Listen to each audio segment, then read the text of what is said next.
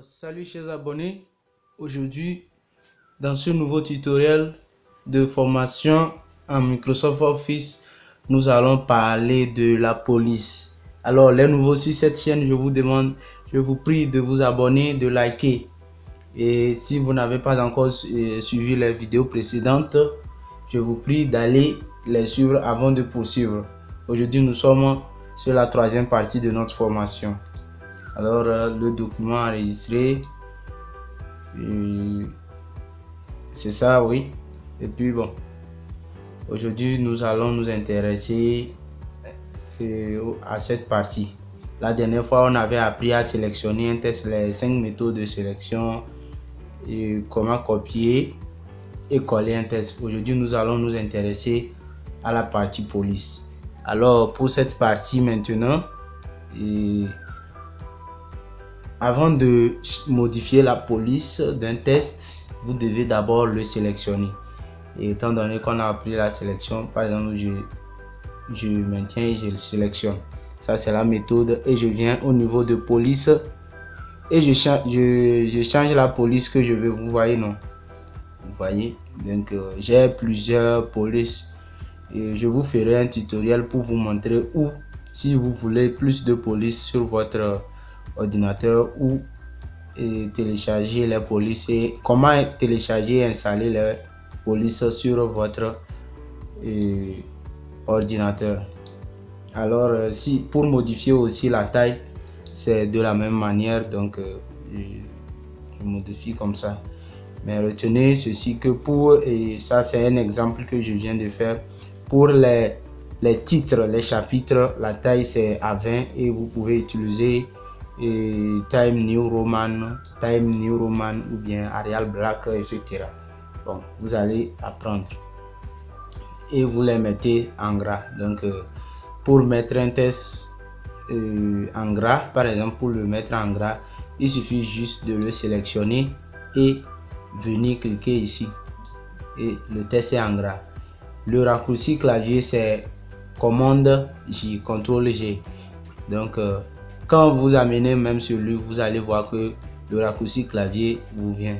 Si vous voulez le mettre en italique, il suffit de faire commande I, CTRL I. Donc c'est ça, j'ai mis le test en italique.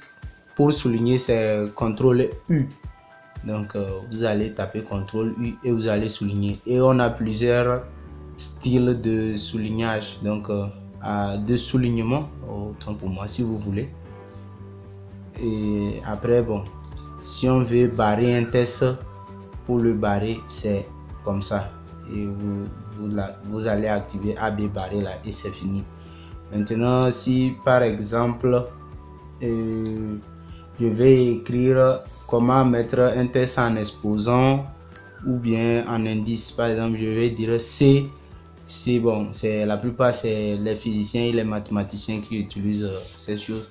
Par exemple, je vais écrire bon, CN H2N plus 1 par exemple. Bon, je vais écrire C en majuscule et puis le N, pour écrire le N en indice, j'active le X et je mets mon N. Et après je désactive et je mets mon H par exemple et je mets chose. Puisque je vais écrire l'autre aussi en indice, je mets maintenant 2 N plus 1 par exemple. Mon N là devait être en minuscule.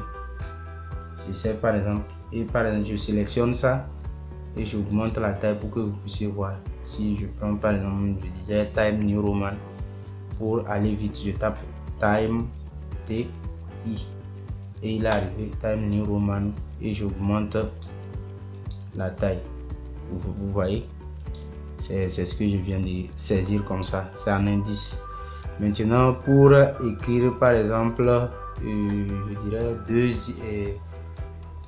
2x au carré par exemple, je vais écrire 2, je saisis 2, je mets x, mon x, 2x au carré. Pour mettre le carré maintenant, je j'active cette option là et je mets mon carré. Je mets mon carré, oui, c'est comme ça. Soit d'autres utilisent la toute première touche après qui suit la touche de échappe sur votre clavier en haut, la deuxième bouton, la touche qui vient avant le chiffre 1. Vous pouvez l'utiliser pour mettre, mais de préférence utiliser cette fonction, la partie là, c'est important. Maintenant, si je veux continuer, ça permet de, lorsque vous sélectionnez un texte, la partie là vous permet d'augmenter sans toucher à cette partie, et c'est le contraire pour réduire. C'est bon. Et celui-ci autre, c'est bon, c'est lueur comme vous le voyez pour modifier les styles d'écriture. Donc si vous le faites, vous allez voir les reflets, tout ça là. À vous d'essayer et voir ce que ça veut dire. Maintenant ici soulignage, ça veut dire que bon, je suis en train de mettre souligner, comme un texte, je colorie les parties importantes, donc c'est ça, soulignage. À ne pas confondre avec soulignage est différent de choses, comment l'appelle-t-on? On arrivera bientôt, trame, plutôt trame, oui. Et ici c'est la couleur de mon texte, la couleur de mon texte. Je veux que mon texte soit en quelle couleur. Si je veux qu'elle soit en rouge, je le mets comme ça. Et bon, c'est ça. C'est bon. Et c'est juste tout. C'est tout pour cette partie. C'est tout pour ce tutoriel. Et je vous prie de vous abonner, de liker et de partager. Prochainement, nous allons continuer avec les menus Nous allons continuer avec les sous-titres du menu accueil paragraphe. On va étudier les paragraphes prochainement. Alors, chers abonnés, je vous dis merci beaucoup et on se dit à la prochaine.